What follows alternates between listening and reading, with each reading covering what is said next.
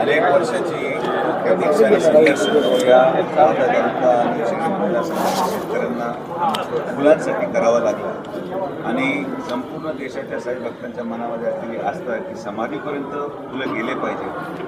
अनेक वर्षामध्ये हा विषय प्रलंबित राहिला आणि माननीय उच्च न्यायालयाच्या निर्देशानुसार जवळपास संस्थांनी सगळ्या 3 सदस्यीय कमिटीने त्याची विल्हेवाट लावण्याची प्रक्रियेपासून तर बाकीच्या माननीय उच्च न्यायालयाच्या दिलेल्या निर्देशानुसार मीटिंगमध्ये ठराव मंजूर केला आणि आजचा दिवस हा गुरुवार असल्या कारणाने आणि अनेक गोष्टी जुळून आल्या 12-12-24 तर असा एक दिवस आज आपोआपच घडला आणि मला आनंद होतो की साई भक्तांच्या मनामध्ये असलेली श्रद्धा आणि त्यांच्याच प्रार्थनेने हे फुलं परत एकदा समाधीवर चालू झाले आणि जो सर्वसामान्य शेतकरी आहे, फुलं उत्पादक शेतकरी जो या पूर्णपणे त्याचा प्रपंच या फुलांवर अवलंबून होता, आज त्यांच्यासाठी एक समाधानकारक दिवस राहील आणि बाबांच्या आशीर्वादाने फुलं कायम असेच चालू राहावेत एवढीच मी बाबांच्या प्रार्थना करतो. काय नियमावली यासाठी करण्यात आलेली आहे का की कोणत्या दुकानातूनच घ्यावे लागतील का असं काही?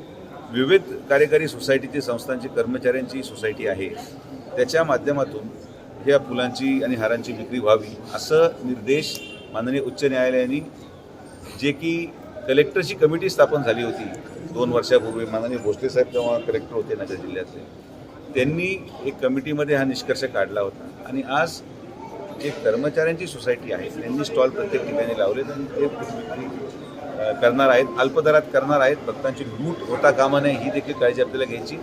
तसंच फुलांची विल्हेवाट लावण्यासाठी निविदा प्रक्रिया संस्थांनी राबवलेली आहे. 7 दिवसाच्या कालावधीनंतर जो कोणी व्यक्ती येईल किंवा जी कोणी एजन्सी येईल की हे फुलांचं पुढं काय करायचं या दृष्टिकोनातून ते प्रस्ताव संस्थांकडे मांडतील. माझ्या मते फुलांची विल्हेवाट लावण्यासंदर्भात जो माननीय उच्च न्यायालयाचा एक मनामध्ये संभ्रम होता तो या निविदा प्रक्रियेनंतर पूर्ण केला जाईल. एकूण जर पाहिलं तर दरपत्रक जे सोसायटीने लावले ते इतर व्यावसायिकांना सुद्धा दिले जातील जे हार फुल विक्री प्रसाद करतात.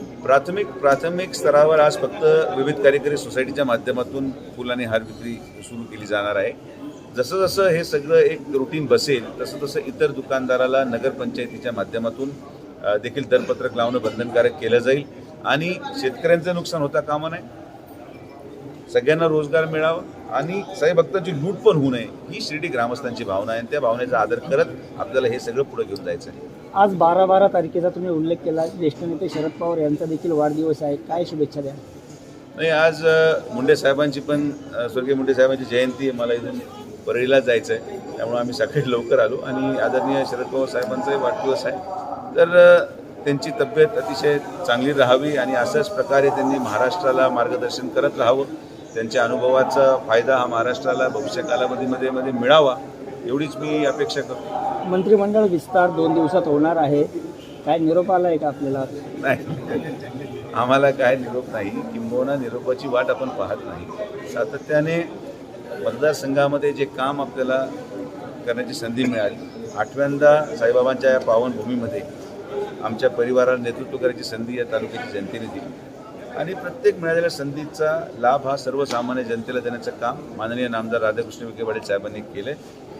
अगोदरही आम्ही कधी काही मागायला गेलो नव्हतो. आम्हाला पूर्णपणे विश्वास आहे आदरणीय प्रधानमंत्री गृहमंत्र्यांवर आणि ज्यांच्या नेतृत्वाखाली आम्ही या निवडणुकीला सामोरे गेलो आणि ज्यांच्यामुळं खरं आम्ही भारतीय जनता पार्टीमध्ये आलो असे आमचे नेते, राज्याचे मुख्यमंत्री माननीय फडणवीस साहेबांच्या नेतृत्वावर आम्हाला विश्वास आहे आणि फडणवीस साहेबांनी सातत्याने आम्हाला न्याय देण्याची भूमिका ठेवली आणि यापुढेही आम्हाला आशीर्वाद देतील अशी अपेक्षा आम्हाला. आमदार नितेश राणेंनी जे वक्तव्य केले लाडक्या बहिणीचं काय वाटतं? काय मी काय मुस्लिम आपत्ती असेल तर योजना त्यांना लाभ देऊ नये असं नाही, हा काय फक्त मुस्लिम समाजापुरता विषय मर्यादित नसून कदाचित केंद्र सरकारलाही मी या ठिकाणी विनंती केली होती.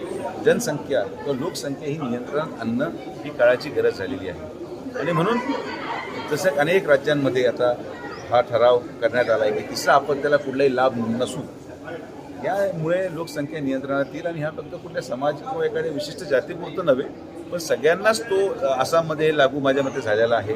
तिसऱ्या आपत्त्याला कुठल्याही प्रकारचं अनुदान नाही, ते कुठल्या विशिष्ट धर्माला लागू नाही, पण सगळ्याच सामान्य लोकांना लागू आहे. म्हणून त्यांनी काय वक्तव्य केलं हे मी पाहिलं नाही.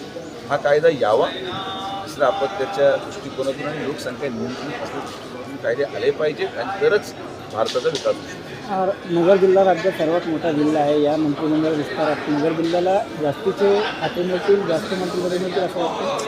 हे आता शेवटी मी परत तुम्हाला तेच सांगतो, 3 मोठे नेते आहेत राज्याचे माननीय मुख्यमंत्री बसून निर्णय करतील कोण योग्य कोण अयोग्य, कोणाला दिल्यानंतर संघटना वाढेल.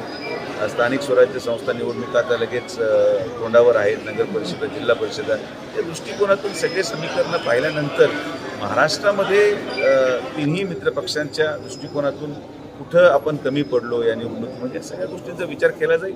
शेवटी किती जरी मंत्री झाले तर सगळ्यांना एकत्रित राहूनच काम करायचं आहे. त्यामुळे सगळ्यांना एक संघ राहून महायुतीचा जो विश्वास जनतेने दाखवलेला आहे तो आपल्याला सार्थ करण्यासाठी काम करावं लागेल. दादा, बहुमतातलं सरकार आहे आणि शिर्डीचं विश्वस्त मंडळ देखील अद्याप स्थापन झाले नाही. अनेक वर्ष वाट बघतायत, ग्रामस्थ वाट बघतायत, विकास देखील खुंटला आहे. काय अपेक्षा आहे, कारण आता नवीन सरकार स्थापन झालं आहे आणि कामकाज देखील सुरू आहे. माननीय सर्वोच्च न्यायालयामध्ये तो खटला चालू होता. मागच्या 15 दिवसापूर्वी त्याचा निकाल माननीय सर्वोच्च न्यायालयाने दिला आणि आता विश्वस्त मंडळ स्थापन होण्याच्या दृष्टिकोनातून न्यायालयीन बाब ही आता पूर्ण झालेली आहे.